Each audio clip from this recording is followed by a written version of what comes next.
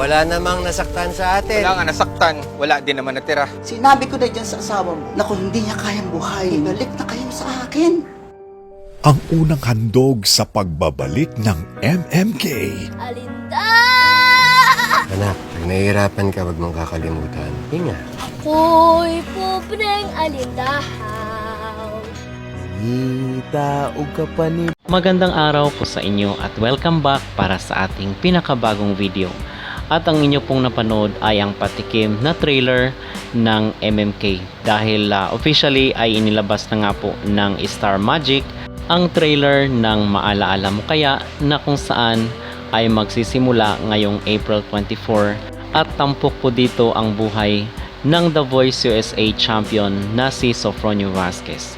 Pero bago ang lahat ay huwag kalimutang mag-like at mag-subscribe na rin kayo para updated kayo sa ating mga latest issue.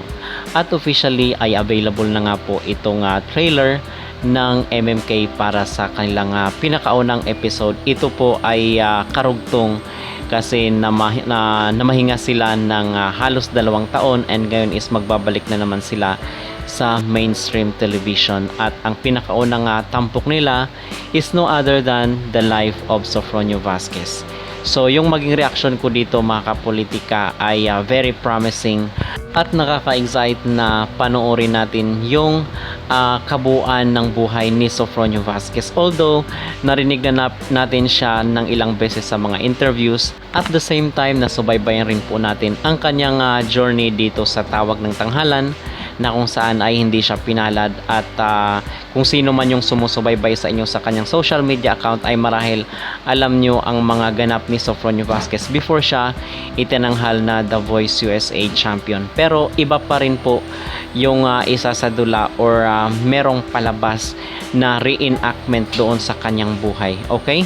So yun po ang aking maging reaction. At base naman po dito sa acting skills ni Elijah Canlas is makikita naman natin na nabigyan niya ng hustisya itong pagganap bilang Sofronio Vasquez sa Maalaala Mo Kaya. And the fact na ito ay Tatak Kapamilya or Tatak ABS-CBN ay magagaling naman talaga sila. Meron din po palang post itong Star Magic dito sa kanilang official account na kung saan aside dito kay Elijah Canlas is makakasama rin po ni Elijah itong mga veteranong actor. So sabi dito, alamin ang kwento sa likod ng boses na nagpabilib sa mundo. Sa pagbabalik ng MMK, abangan ang life story ni The Voice US Season 26 winner Sofronio Vasquez starring Elijah Canlas, Romnick Sarmienta and Janice de Belen, directed by Theodore Bohrol. Watch the director's cut 48 hours in advance this April 24, 8:30 p.m. Philippine time, or you can download the app or go to iwantfc.com and register today. Kung kayo, ano ang inyong maging opinion at ano ang inyong masasabi dito sa trailer ng MMK, mag-comment down below at huwag kalimutang mag-like at mag-subscribe na rin kayo para updated kayo sa ating mga latest issue. Gani mo dong Ba't ka sumali sa mga contest? Masarap mangarap, Sofronio Vasquez III. Nakapasa ako ng Tawag ng Tanghalan pa. pero minsan sinasampal tayo ng realidad. Gusto mong kumanta ka! Pero para yun ang piliin mong karera, hindi ko kaya suportahan yun. Umili ka ng karerang bubuhay sa'yo. Ayoko na dumating yung araw na mamaliitin ka dahil kinapos yung narating mo. Lang ng kumanta.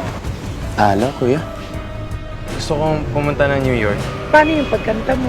Lahat ng contest, sasalihan ko na. Pero ito pa rin ako. Pagod na ako na. Nabasa mo ba yung call para sa audition sa The Voice USA? Kaya sinabi ko na, diba? Ayoko nang matalo.